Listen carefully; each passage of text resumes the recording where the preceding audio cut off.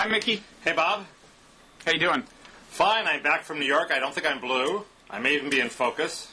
Yeah, it was good seeing you when you were on the East Coast. And by the way, do you have anything you'd like to report about the experience of being with my dog Frazier in person? I mean, Frazier, you know, on camera is a little camera shy. Looked a little subdued on Blogging Heads. But what impression did you get in person? In person, he's a leaping maniac. He is a leaping maniac. In person, he has an actual personality. He doesn't look just like a stuffed toy that Bob is he is a zany one. Inexplicably in love with. But Bob, can he jump? You are inexplicably in love with him. I don't think it's inexplicable. I believe even your family was mocking you for your excessive affection for Frazier. Well, Frazier kind of resembles a dog that I had when I was a kid, and that's part of it. Aha. Okay. Well, we should talk. We should have an old episode on why Bob likes Frazier, but he's not there now, I hope. He's not here now, and in fact, Frazier's going through some hard times at the moment. He had some surgery involving his private parts, and it's been hard on both me and Frazier. Ouch. Yeah, I mean, you know, apparently the decision was made by someone other than me to get him neutered, and for some reason, I mean, you know, it's hitting me kind of hard. Maybe it's like dovetailing with a midlife crisis I'm having or something, but the thought of, I don't know, it really hurts. It's hurting both of us. Frazier's not liking the post-op experience. Is he pissed off at you? No, he's actually kind of, well, not at me. I think he senses my sympathy. But it's, I don't know, you know, they put this thing, this kind of like lampshade type thing on his neck so that he can't, you know, dogs are, let's face it, a little inclined to lick their penises. And they don't want him doing this right now, so they put this lampshade type thing. And to me, it looks a little bit like a bonnet, you know? Yeah, and I'm just thinking it's enough to remove his, you know, testicles. Yeah, we don't have to. Without emasculating him. Well, I think you just gave us the ding-a-ling of the week, Bob. So I guess you can run. And I've also probably given us as much as anyone really wants to know about the current status of my dog Frazier.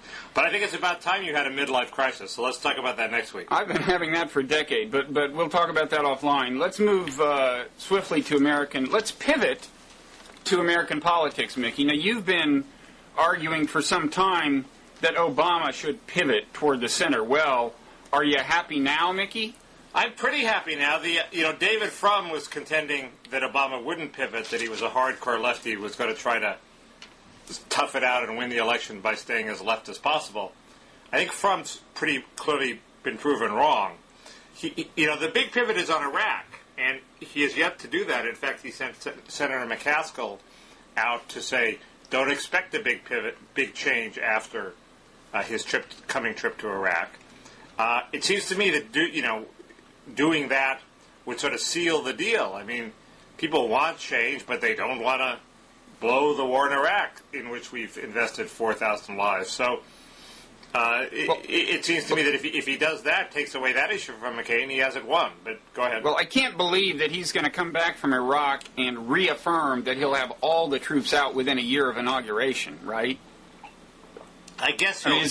And whatever he does, he'll pretend that it's not a shift. But the question will be, what are the voters here? Yeah, I mean, the key substantive difference to me, I don't expect the troops to be out in a year, is that, his base at least feels that at a very minimum, I think, we've been absolutely guaranteed that by the time 4 years are up, we're completely out of Iraq. And it does not become, a kind of, we don't start thinking of it as a geopolitical asset where we have a military base. Whereas with McCain, we almost certainly will wind up with that. That, to me, is the key substantive difference that his base has to make sure absolutely does endure. Has Obama pledged to get bases out of Kurdistan as well? I don't know. But I think the base. This is where the base should demand clear and unequivocal language. Not not the question of whether we'll be out in 1 year or 2 years. Do you want bases out of Kurdistan? I think I do want bases out of Kurdistan. Yes. Okay. Yes. I suspect we'll touch on this subject later. I mean, I'm assuming Kurdistan will be part of Iraq. So you're asking, do I want any bases left in Iraq? And I'm saying no. Yeah. The key question is, does it help him politically? To, quote, move to the center and, quote, pivot. And Glenn Greenwald has a post saying, no, it doesn't help him. And Ariana has a post saying, no, it doesn't help him. It's sort of a mathematical question. The question is, are there more voters to be gotten, new voters to be gotten on the left side by somebody who is, committed not to pivoting? Or are there more swing voters in the center to be gotten by pivoting?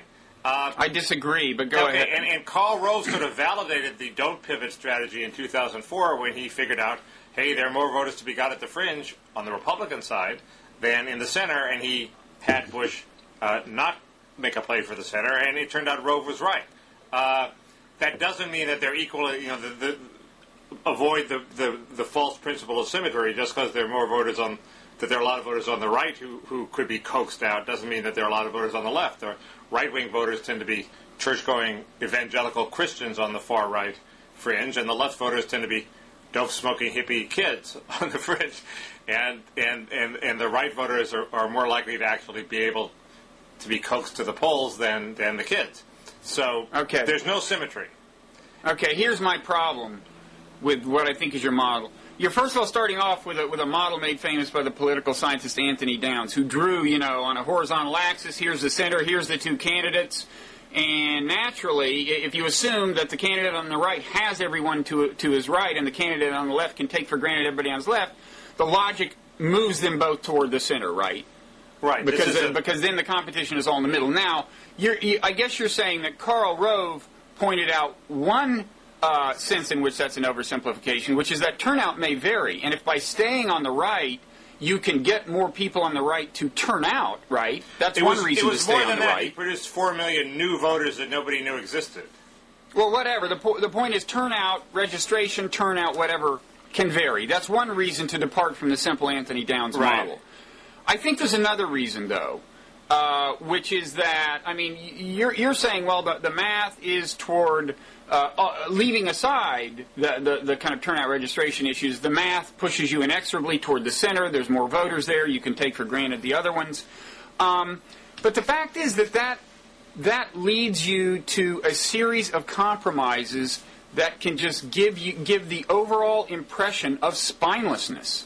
Well, sure. And that can be an overarching issue that erodes support for you all across the board. And I think that's what Obama is in serious danger of doing, especially given the fact that almost any Democratic presidential candidate goes into the election with spine being an issue, right? In the context of national security, largely, Is he tough enough? Will he stand up for what he believes? Will he stand up for America? And I think if you give an impression of overall squishiness, that leads to your losing, the kind of national security issue in that sense, as well as just giving a general sense of weak character. And this is both Greenwald and Ariana's point.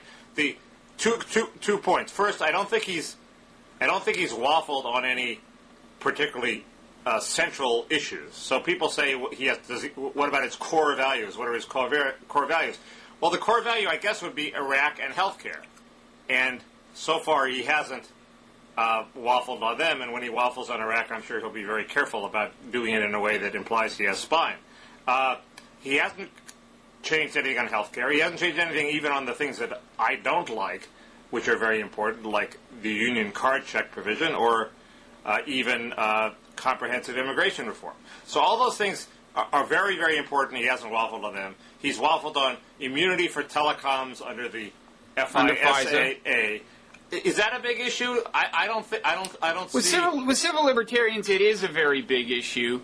And I'm not sure the politics really compelled him to do what he did. If it's illegal, prosecute Bush. Don't, well, that's really my feeling. That's kind of my feeling is that Bush is the guy you want to get for this. Yeah, if AT&T complies with an order from the president, they're secondarily negligent. But Bush is the president, is the main guy. Still, understandably, at the same time, if you want to avoid a repeat of this in the future, the case for punishing the telecoms is that you want to make sure that the next time a president whispers in a company's ear, why don't you spy on Mickey Kaus? They say, wait a second, no. The last time that happened, the company got into big trouble. Well, but I think that's a strong argument with litigation, for punishing them. But if you have it done by private litigation, then there's always the threat that the companies are going to be risk averse and cautious in the face of potential litigation. And well, I think that's you the consider that fear. a threat because you're less worried about civil liberties violations than some people. Well, you're less worried about civil liberties, Bob. I read your book about how we're going to all have to sacrifice some privacy in the coming world of terrorism. No, that was not the point of that. I actually made the mistake of believing your book. No, the point of that was that the way you get around the trade-off between civil liberties and security is reducing the amount of hatred in the world, but I digress. I'm going to have to find some passages in your book. I bet I can find some passages in your book that Good luck. Go beyond that. Okay. Anyway, so we've digressed a couple of times, not all that unproductively. The second point is Obama has a special problem, which he's this black guy with a very unusual cosmopolitan background who voters know nothing about, and he has to make people feel comfortable with him. So he has a special obligation to make voters in the center feel comfortable with him that an ordinary Democratic candidate, like, say, Paul Wellstone, if he were alive, or, some left-wing Democrat who people know, would not have that special problem. So he has a special reason for, I think, moving to the center. And the point is, people who've done the math, who know more than I do, think there are more votes to be gotten in the center if you do it right than on the fringes. And I assume they're right. Okay, quickly, though, what are the other issues where he's moved to the center? Saying nice things about that Supreme Court ruling about guns, right, and the Second Amendment. And saying not so nice things about the Supreme Court ruling that said you can't have the death penalty for child rapists, implying that he would be for that. He puts out an ad touting his welfare reform experience, which isn't much, and that's considered that's always on the list of moves to the center, but he always waffled on welfare reform, and not crazily. There were a lot of people who opposed the 96 bill on the grounds that it had a lot of crap in it, which it did. But so, and he worked on a bit on some legislation implementing it when it was passed. It's not a contradictory position; it's a mushy position, but it's not. He hasn't changed it. He still has a mushy position. He's hyping his pretty weak welfare reform credentials in an ad because people. That turned out for Clinton to be the key issue, assuring him that he wasn't a crazy liberal, and it'll be the key issue for Obama. So I'm all for that. The people forget that the one Democrat who's gotten elected tacked to the center. So it seems to me that's a pretty big counterexample. Well, he's definitely doing some tacking to the center. I do think at some point you give the impression of overall kind of spinelessness and cravenness. I've long thought this about recent American politics, that on the one hand, candidates seem more responsive than ever to what the perceived desires of the electorate, but partly because of the technology of everyday polling and getting email feedback and blah, blah, blah. And yet at the same time, when they respond too slavishly to those expressed wishes, the electorate doesn't really respect them for it in a sense. Well, of course, what everybody wants is for them to slavishly obey to their preferences, to their own preferences, and not to anybody else's. But in some collective sense, the American people are like some men are with some women, which is to say they seduce them and then don't respect them for complying, right? And I've always thought that a presidential candidate could kind of break that mold, and because above all, I think Americans want a candidate who seems to believe in something. And I think I think actually they're both in trouble on this front, McCain and Obama. We're talking about Obama. McCain's flip-flopped on everything from, immigration to torture, and they're both actually positioned to be vulnerable to this, right? In different ways, they have both positioned themselves as the kind of people who would never do this, right? Yeah. Well, it's interesting. There's an interesting distinction here between Bill Clinton and Obama, and maybe Kerry. Kerry was a stratter all his life, so the idea that he abandoned his core beliefs in 2004 to go for the center is insane. That's what Ariana says. It's crazy because Kerry was always in the center. He was always waffling. Clinton actually, and if Obama had done this, you wouldn't have the spine problem with him. Clinton announced at the beginning of his campaign, I'm going to end welfare as we know it. So right on the bat, he made it seem like, which in fact it sort of was, a statement of core principle that he's going to renege on some left orthodoxy and move to the center. Obama, in contrast, doesn't do at the beginning, and then, when conventional wisdom would dictate he starts throwing little bones to the center, he starts throwing little bones to the center, and so he looks more spineless than Clinton did. And that does seem to be his modus operandi. I think you're onto something. He'll throw the little things overboard. He'll start wearing the flag pin after making a big deal. He'll give this speech about faith-based. That was another move to the center. Faith-based services, which I think is pretty much discredited. It's not all that important an initiative, but it is a very good way to funnel a lot of money and buy off a lot of churches. Well, also his caveat there kind of, I think, drains it of significance, right? He's saying that the government can't subsidize those faith-based organizations that make religious affiliation a criterion for hiring. Don't almost all of them implicitly do that? I mean, don't churches do that? But anyway. My impression was that was a big sticking point, yes, and I think he's sort of... He's staying to the left on that. But the point is, Axelrod seems to be big on the cheap symbolic gestures, whereas Clinton actually, A, made a very substantial move to the center, and B, he did it up front, forthrightly at the beginning. No, you're right. I mean, Clinton defined himself that way. That is an important distinction, and Obama has almost defined himself as someone... It's odd, because on the one hand, he said he's a unifier, and you would think that would imply movement toward the center. But at the same time, there's something about that image that's not consistent with somebody making these incremental compromises and moving to the center that way, right? Because he's supposed to be above partisan calculation. Right, but that does seem to be his modus operandi, is to immediately start compromising until you wind up with a deal. Yeah. I wouldn't say, by the way, you said that his core issues are just Iraq and health care. I would say no. To a lot of voters in kind of his base, it isn't just Iraq. It's foreign policy generally. Andy Basovich, I guess it is, had this op-ed in the Boston Globe that got some play in the blogosphere about how Obama really has not yet, taken on Bush's foreign policy in all its dimensions and said, listen, this is just fundamentally flawed approach to terror, and I think that's kind of true, and I think he has made compromises on that front. People originally thought, when he said, I would meet unconditionally with world leaders, some people on the left thought that signified a real revolution in foreign policy, but he has been backing off of that. And the Hillary people thought he just made it up on the spot without even thinking about it. Well, I think even some of his supporters think he made it up, but they wanted to hold him to it. But there is Greenwald refers to a fabled Samantha Power memo detailing what's wrong with Bush's foreign policy and what could be different about Obama's, which I haven't read. I think we should read it. Have you read it? I didn't even know it existed. Haven't read it.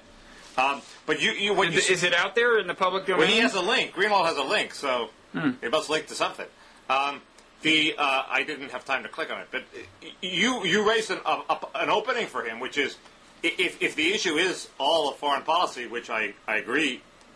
If his core belief is I have a foreign policy that's fundamentally different than George Bush's, that means he can sell out on Iraq and still claim to be hewing to his core principle in foreign policy in general, which would actually be a pretty smart move. I think he can sell out marginally in Iraq. I think he can say, looks like 18 months instead of 12 or 2 years, but I think he's got to say at the same time, but we will be 100% out of there by the end of my first term.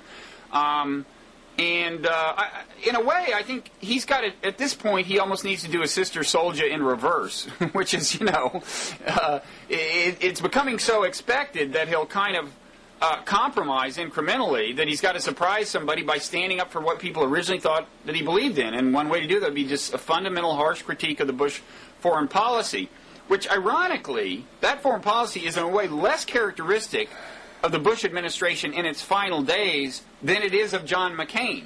The Bush administration has actually gotten more realistic in the technical sense in foreign policy. So if Obama criticizes, Bush, the early Bush years, which were when the biggest mistakes were made, he actually is still criticizing McCain because McCain hasn't backed off of that stuff. McCain is still a neocon. You're assuming there's not a war with Iran before the election, which I guess there wouldn't. Well, that would change a number of things. But I find myself perversely agreeing with you.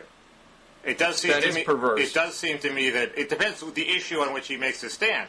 It seems making a stand and saying, "No, I really am to the left on this one," would be a good character test for him. It's just a question: if he makes it on card check, I'm not going to agree with him. So we agree he needs a reverse Sister Souljah moment. A reverse Souljah on foreign policy would be useful, yes. It seems to me. Maybe I'll change my mind next week, but... Well, if you and I agree, it can only be days before he actually delivers his speech, right? We're sort of such as your influence. We're sort of the critical mass of American politics right here. I agree. Yeah. Just a final point. Yeah. I wish he would quit throwing people overboard. This Wes Clark thing. Where Wes Clark made the radical assertion that getting shot down when you're flying an airplane doesn't mean you're qualified to be president, and the Obama campaign said we reject blah blah blah. Couldn't he have just said I disagree with Wes Clark? Does it have to be formal renunciation? Did he reject? I thought he said his remarks were inartful. That seems to be the No, Obama. I think the word reject was in a campaign statement that came out of the Obama. But he didn't reject and denounce. I thought it was great because it sort of put Clark in trouble in terms of being vice president, and maybe that was Obama's sort of subconscious goal.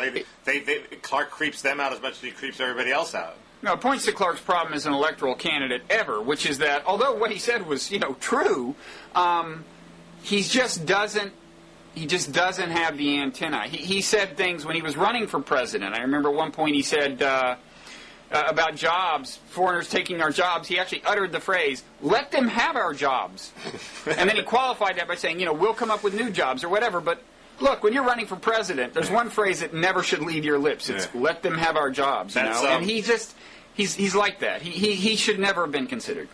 Maybe he should be on Blogging Heads, but Obama is also getting a reputation for throwing people overboard.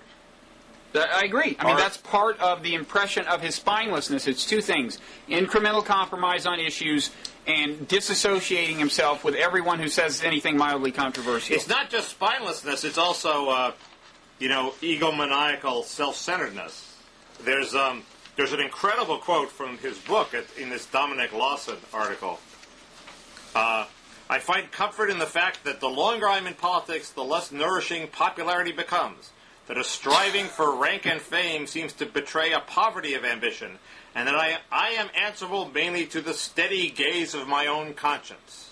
Did he write that? Yes. Where was that? In the conclusion of the chapter entitled Politics in Obama's 2006 book, Audacity of Hope. Yeah, it's funny, Mickey. The more time I spend running Blogging Heads, the less I care whether anyone's really watching. I've noticed that. Especially the insane last month hit drive that you staged. We had a successful last month traffic drive, by the way. Yeah, highest traffic month ever. Ever. I think in the whole history of the internet, possibly, but at a minimum, in the history of Blogging Heads, June was the highest traffic month ever. I did my share. You can't be mad at me. You were good, man. But we had these arresting moments that the whole blogosphere was linking to like mad. Instapundit couldn't resist. Like what? The Meghan McCardle moment where she talks about how guns are useful in preventing rape, while on the other side of the screen, Matt Welch is brandishing a pink handgun to illustrate. Instapundit could not resist that one, Mickey. That's pretty good. You don't have to say anything. Okay. You said quite enough, thanks. Let's move on. So, let's move on. The Al-Qaeda brand. This is what I want to talk about, Mickey. Did you read this New York Times piece I tried to steer you toward? I did read it. It seemed to leave a couple things unemphasized. It's all about Should we tell people what the article was about? The article's a ragtag insurgency gains a lifeline from Al-Qaeda, and it's about how the Algerian insurgency, which was on the brink of annihilation, has gained new recruits lately because its leader made a call to Zarqawi in Iraq, who convinced them that they should adopt the Al-Qaeda brand, which they did. They joined Al-Qaeda. They now have a few hundred recruits, more hardcore recruits, and the article claims that the brand seems to have helped them. And they're now staging various violent suicide and other terrorist attacks in Algeria. Now, before you critique this, can you guess what point I was hoping to make with the help of this article? I think you were hoping to make that the Bush foreign policy made America less safe by causing more recruits to flock to the Al-Qaeda brand and making the Al-Qaeda brand international. Kind of. I mean, let me go ahead and say my piece, and then you can tear into it. It's not all that often that I quote things I wrote long ago and claim that they've been borne out by history, but in this piece I wrote a year after 9/11, this 10-part series in Slate, A Real War on Terror, you know? Right. Somewhere in there, this was not an original thought of mine because I had read Brzezinski saying this, and I think I quoted him, but the point was this, that the mistake we shouldn't make, I said, quoting Brzezinski in 2002, was take, Islamic terrorist groups that had essentially local grievances, and by defining them as our enemies, knit them into a global network of terrorist groups that actually did consider us the enemy. And this is a completely classic case of doing that. I mean, it's clear that when we define them, when we put them on the list of our enemies, not that long after September 11th, this kind of got their attention, and the leader of the group is quoted saying, we found ourselves in the blacklist of the U.S. administration tagged with terrorism. Then we found America building military bases in the south of our country and conducting military exercises, blah, blah, blah. And they had a truly local grievance, and in fact, some people in our government had judged that some of our, I don't know if they were government analysts or what, but their input into our policy process was that this does not appear to be a terrorist group as much as an internal insurgency against the government. That came from U.S. Air Force officers at the Naval Postgraduate School. But we defied that point of view, defined them as terrorists, and this is just a good example of how the clash of civilizations turns into a self-fulfilling prophecy. And finally, by the way, the group that drew them toward Al-Qaeda per se, which is to say Al-Qaeda in Iraq, that was their crucial contact, was another example of this. Not quite as clearly, because before we invaded Iraq, the group that later became known as Al-Qaeda in Iraq wasn't quite as regional and local in its emphasis, and had some anti-American aspirations, but was fundamentally directed against the Jordanian government. And they too, in this case by virtue of the Iraq War, they became fervently anti-American and affiliated with Al-Qaeda. So I've said my thing. Go ahead. Are you saying this isn't blowback from the Iraq War? It's blowback from an earlier decision in the global war on terror? Well, I think it's blowback from both. But I think I'm mainly talking about the earlier part. Right. And well, I actually know one point I think you're going to make, but go ahead. Well, I have 3 points to make. One of which is he was brought into Al Qaeda by Zarqawi. Zarqawi's been killed, and his organization is in shambles, and has been rejected even in Iraq. So that's one point that is not dispositive, but I would think the article should have made more of that. The second point is it says they needed the Al-Qaeda brand, the imprimatur, to raise money and to shed their outlaw status in radical Muslim circles as a result of their slaughtering of civilians in the 1990s.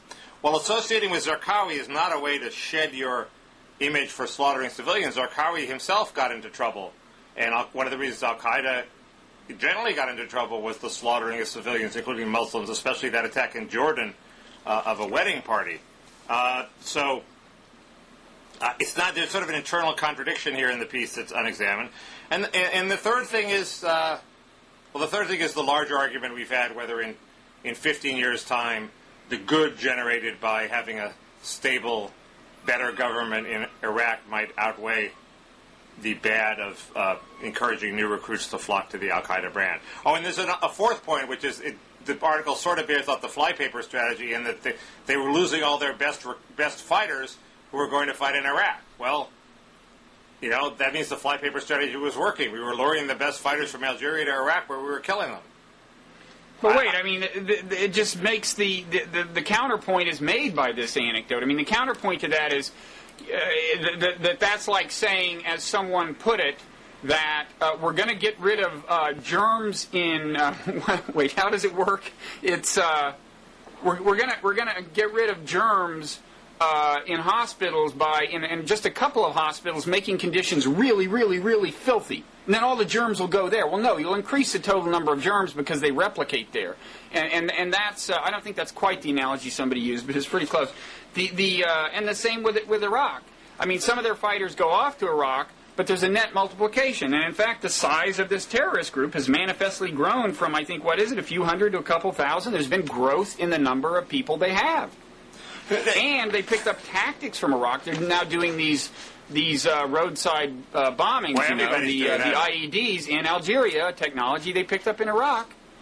I just thought one of the reasons I just thought it was interesting that I'm not in favor of the flypaper strategy, but I thought it was interesting that in this piece there was this one little bit of evidence for it, where it said the Iraq War was also drawing many of the group's best fighters, according to Mr. Khattab.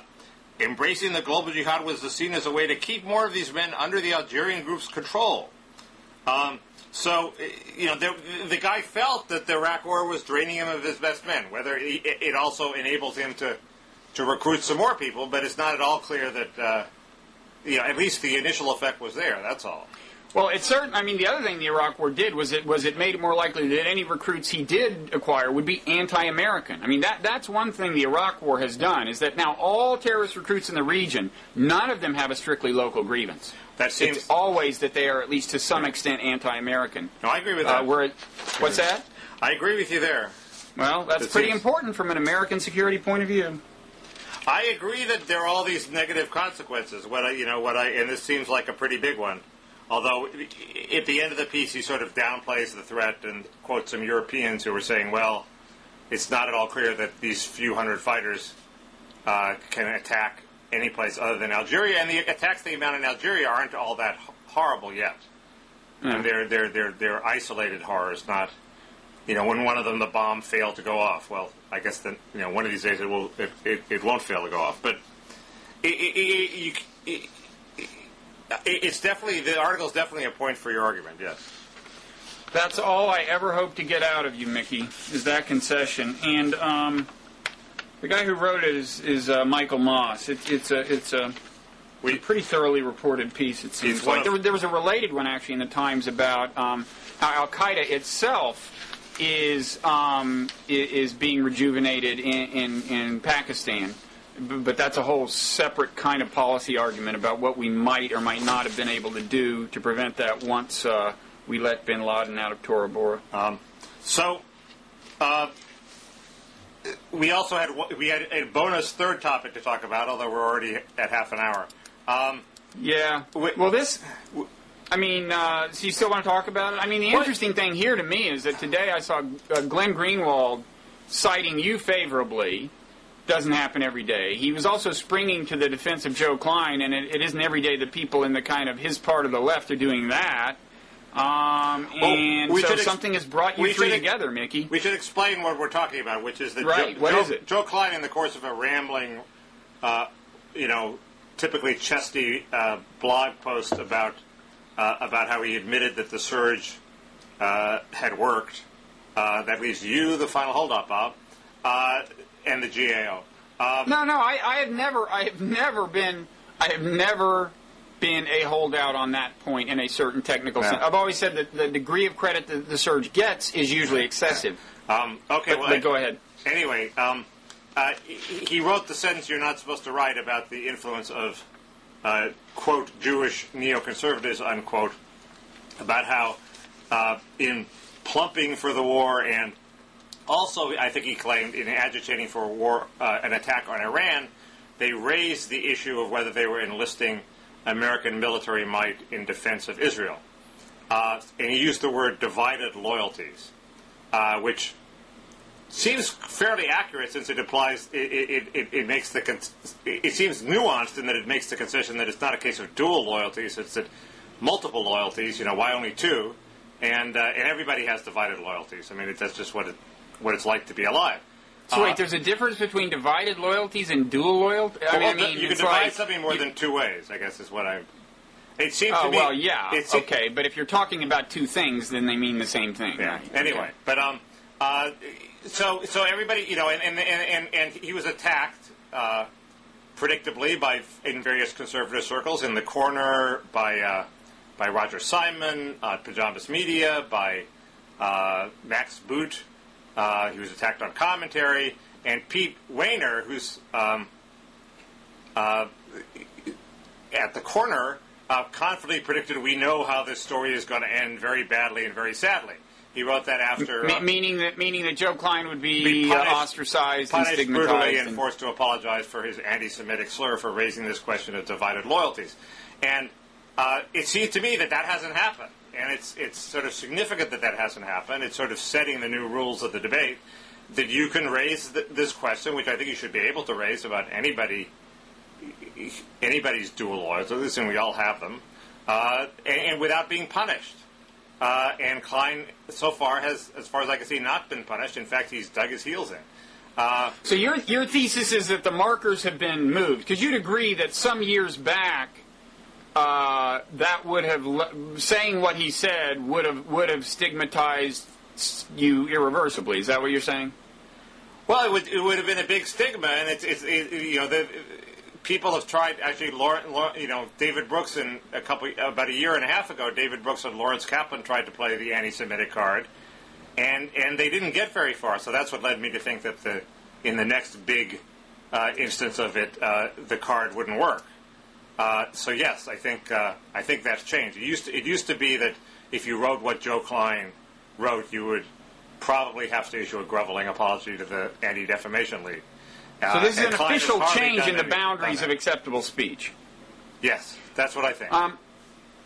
I think you may be right. If you look at the people who have sprung to Klein's defense, there's Glenn Greenwald at Salon, you at Slate, Andrew Sullivan under the Atlantic brand. Well, Atlantic and Joe Klein works for Time, where apparently he's not going to get fired or anything. So, you look at those brands, right?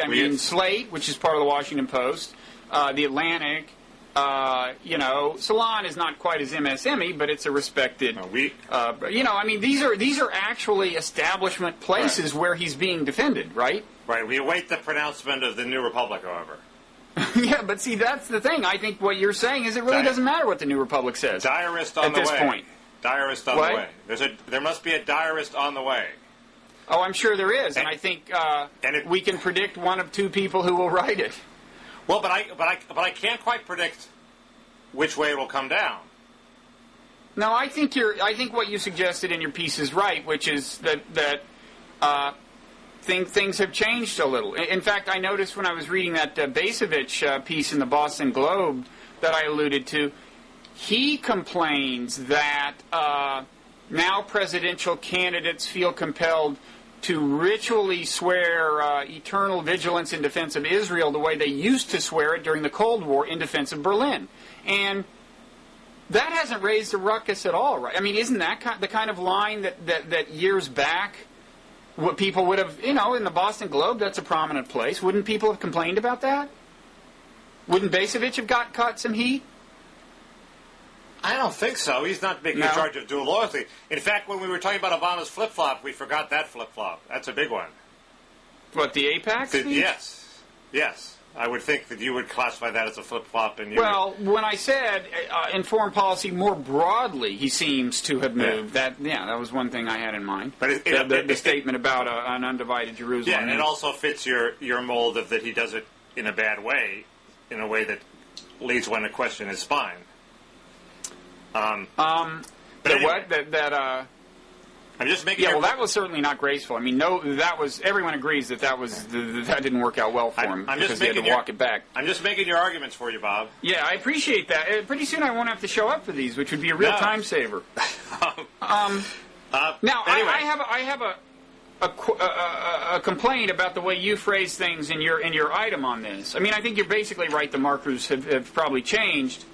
I guess I'd say two things. One is I think it's definitely been the case that there have been traditionally some constraints on discussion of Israel that I think have not been in the interest of Israel or America. in other words, it's been kind of taboo to be very highly critical of Israel unless you're really, really careful the way you couch it. And I don't think that's good for anybody to be immune from criticism. I think, negative feedback's a healthy thing. I don't really think that the context in which this is happening is one of the more productive contexts to exercise the speech, which is to say, talk about how to allocate blame for a war that's gone badly, and look back and say, this ethnic group bears some responsibility for this war. That's not kind of my favorite way to exercise our newfound freedom. Joe Klein did it. I didn't do it, but I know. I'm just saying. He also did it in the context of what he sees as a campaign to start a war with Iran. So it's not retrospective; it's prospective. That's true. That was his main point. Of course, even that is a question about people's motivations, which is, look, it's more relevant. It's more useful, I guess, if it's useful when you're talking about the future than when you're talking about the past. But it's always interesting to consider the ways in which people's sentiments may warp their perception. It's interviewing, with the Irish Americans, with all, there are hundreds of ways people. You could argue my perception of the candidates is warped because I'm obsessed with immigration reform. So that's a legitimate argument to make. And usually we discuss it casually. You will casually say Ted Kennedy voted this way because of Ireland, or Cuban Americans in Florida vote this way, or Polish Americans wanted NATO expanded. It's true that it's in most contexts pretty casual. Say it. And by the same token, it's not a scandal when people have, in that sense, divided loyalties. It happens all the time. Right. The point about your thing I was going to make was, here I would quibble with the way you put things. You said it should be possible to publicly debate whether some, quote, Jewish neoconservatives, unquote, the phrase that Klein had used, among others, too easily convince themselves that America's and Israel's interests happily coincided in the prosecution of the war. I continue to think that was not the problem, as you know. I mean, I think, in fact, our interests did largely coincide. If it had actually been in the long-term interest of Israel, this war, it would have been in America's interest. As it happens, it was not in their interest or in our interest. I think in that sense, broadly speaking, there was a correlation. I don't think that's how a heartfelt attachment to Israel actually corrupts your thinking. But Bob, I'm not saying that it was in Israel's interest. I'm saying that Richard Pearl and other people thought it was in Israel's interest, which is a different point. If we stipulate that that's the case, I don't think that's the problem. I think they were right about that, broadly speaking, about that correlation of interest. Just as if we get a long-term solution to the Palestinian problem, that will be in Israel's interest, it will be in America's interest. I think the problem, and this always afflicts, nationalist devotion probably, is that your devotion to your nation can make it hard to think clearly about the nation's interests. After 9/11, for example, a lot of Americans had this retributive impulse that they just had to exercise, and it was grounded in patriotism, but it helped lead to the Iraq War. And I would say similarly, if you're an Israeli patriot or have a devotion to Israel, and Saddam Hussein is paying suicide bombers $25,000, or to the families of suicide bombers, or whatever it was, it's totally natural and totally human nature that one of your impulses is going to be, I want this guy dead. That's totally natural, but it just was not in Israel's interest to get kind of obsessed with punishing the guy. I don't understand your point. Israel probably didn't, this is a point that's constantly made, Israel didn't particularly see Hussein as their number one enemy. They saw Iran as their number one enemy. Right. They weren't that crazy about us invading Iraq. But Richard Pearl was. And the point isn't what objectively was in Israel's interest. The point is that Richard Pearl had this theory in which it worked to both countries' interests, and maybe he was, maybe he was trying to talk the Israelis into doing something that he thought was really in America's interest. I don't know, but clearly, his perception of how important this grand strategy was warped by the fact that he had convinced himself that it was in Israel's interest, and he has, a lot of ties to Israel. So one could talk about that. The second point is, of course, you think Israel and America's interests diverged at some point because you think that Israel's actions have called down a reign of terrorism on America where there wasn't such a reign before, and to that extent, our interests may diverge. Right, but I think the Israeli actions that have done that have not been in Israel's interest either, Mickey. That's my point. If you look at things Israel has done that haven't been in America's interest, they haven't been in Israel's interest either. It's not in Israel's interest, to have a growing number of young Palestinian men who are willing to devote their lives and sacrifice their lives to cause pain to Israelis. And policies such as the settlements have done that. They have not been in Israel's interest. They have not been in America's interest. That's exactly my point. But it seems to me that to the extent that America's interest is in the diminution of terrorism, our interest is on putting pressure on Israel to cut a deal that might actually not otherwise be in Israel's interest. Well, what kind of deal is that? I don't know. I think what's in America's interest. I think what's in America's interest is a deal that totally cools the situation down by leading to a long-term solution. You're saying that's not in Israel's interest, a two-state solution? No, but it might be in our interest to force Israel to give up more land than they otherwise would have to give up, for example. I just think you're trying to... But see, that's a perfect example. More land where? That's a perfect example of where that actually is in Israel's interest to give up more land than is currently being discussed, and what makes it hard for them to want to do it are these kinds of heartfelt patriotic emotions that cloud clear thinking would be my argument. It's in our interest to have some sort of peace deal with the Palestinians to calm things down in a way that if you were just looking solely at Israeli interests, you might not cut that deal. You might hold out for another deal. You might hold out for a more favorable deal. Specify that deal. I don't know what the deal is. All I'm saying it would be hard to imagine. There's a divergence of interest that you're denying to make yourself look good by pretending that there's no cleavage between you and Israel. No, there is. You can certainly imagine things. And in fact, maybe I'd have to think this through. Iran poses a clearer example of where interests start to diverge. Okay. Because they have nuclear weapons that can reach Israel and can't reach America. I mean, they don't now, but you can imagine that being the case 3 or 4 or 5 years down the road. So that could be an example. I'm just saying that, if the neocons had been right, if all their dream scenarios about Iraq had been right, I think it would have been good for America as well as Israel. And B, if you're so sure that there are all these two-state solutions that would be good for America and bad for Israel, I'd like to hear an example. No, I'm just saying that there's a divergence of interest, that's all.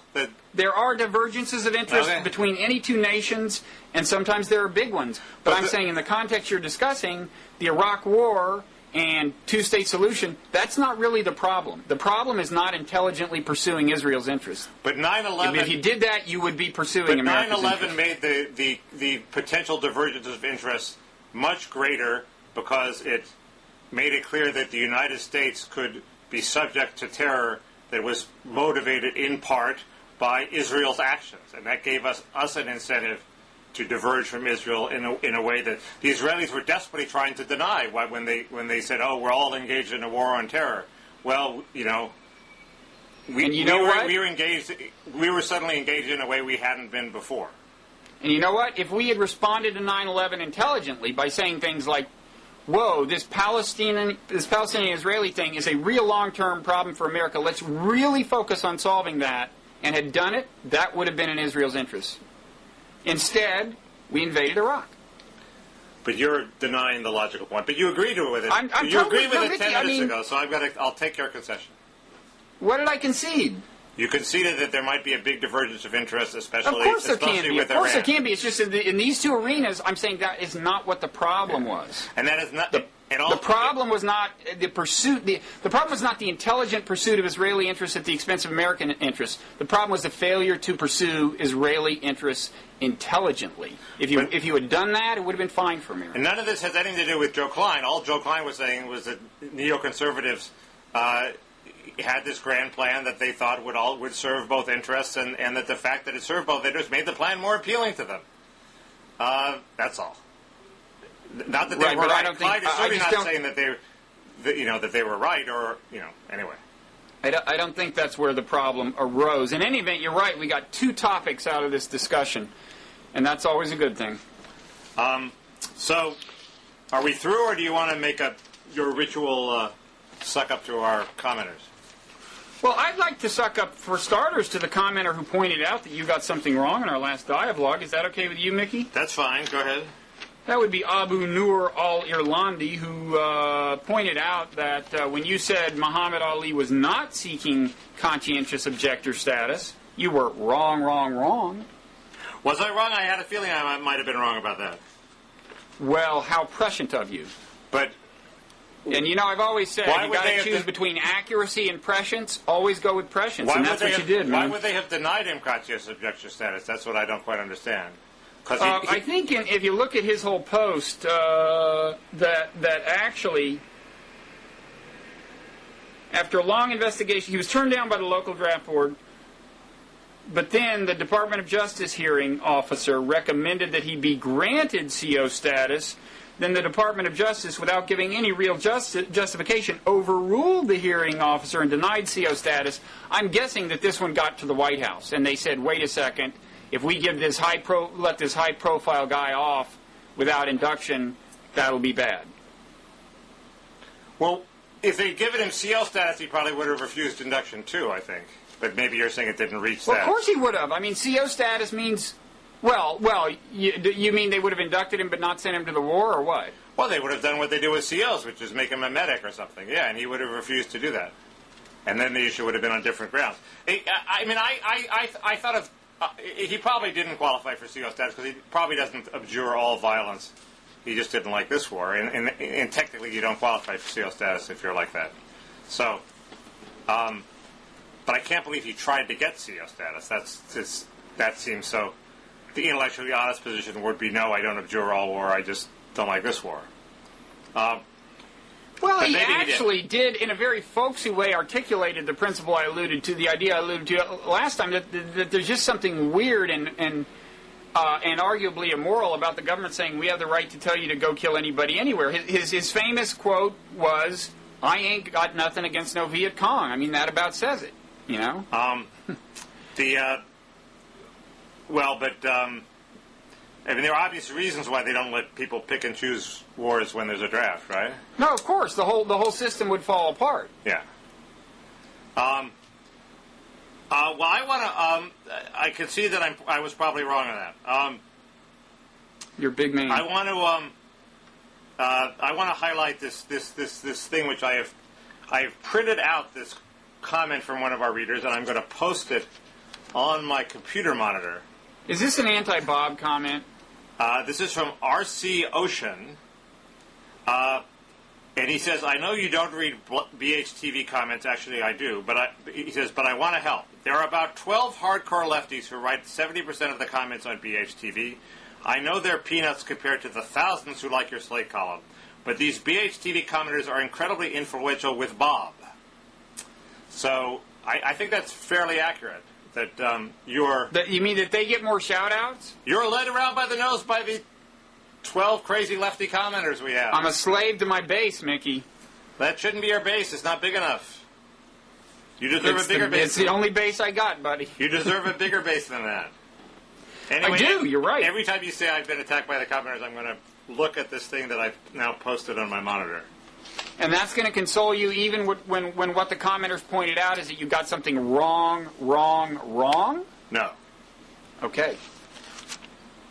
Well, R.C. Ocean, you know what that's an argument for? It's an argument for you linking to us even more prolifically than you already do. And you already link to us generously from your high-traffic Slate blog. But the more you do it, the more of your followers will come over. Especially when you link to substantive arguments, like some of the ones we've had. Then they'll come over and they'll comment. Nice try. And you'll be awash in adoration, which clearly is your goal. Nice try. This is an example of the high-powered salesmanship you're using to talk investors into pouring millions into your venture. Yep, the company's in good hands, wouldn't you say? Well, you could sell refrigerators to the Eskimos, really. Yeah. Okay. Finally, just quickly, there, Paul Ehrlich, you know who he is, right? He was on Blogging Heads? Yeah. Yeah. Anyway, there's a good discussion between Threep and Magic Fleet and William P. But you're right, we're running out of time, so I won't get into it. I mean, there is this one Threep thing where Ehrlich is lamenting the failure of humankind to rally and do exactly what he thinks should be done. And Threep writes, I'm always annoyed by people who say that human beings are bad at cooperating. What the hell were you expecting exactly? Did someone promise you something? There are how many people on Earth? 6 billion? How did you expect the coordination of billions of individuals to turn out? We are, in fact, extremely good at cooperation, and so on. I thought that was kind of funny. We're sloppy our thighs around here, but no, that's good. You can link to it. People can go to it. That's an example of you just keep dissing our commenters, and then you wonder why they don't like you, Mickey. I didn't diss that commenter. Yeah, you did. No, it's a perfectly you good... think Threep is so stupid that Threep does not know that you're dissing Threep? I have no beef with Threep. I got no beef with no Threep. I think we're approaching an ad jingle here. I was paraphrasing Muhammad Ali. I ain't got nothing against no Threep. Okay. Well, I think I should end by putting on my Mohawk baseball hat. In honor of this very nice resort where Slate had its retreat. Oh, yeah, the Slate retreat I wasn't invited to. Yeah, no, I know. We talked about that. Did you? No. Oh. The year before, Kinsley wasn't invited when I was invited. And I see that got rectified, and Kinsley was there this time. Kinsley was there this time, yes. Yeah. What can I say? But that didn't mollify. That did not appease me. They spent a lot of time figuring out what the porn titles for various movies was. And I think they probably felt that this activity would upset your sensitive antenna. Because the 7 dirty words were used. Oh, yeah. But what happens... No. What happens at Mohawk stays at Mohawk. Stays at Mohawk. It's a great place if you don't have to pay for it, because it's absurdly expensive. We got some sort of deal, but anyway, okay. Enjoyed it. Same here. See you next week. All right. See you around. Okay.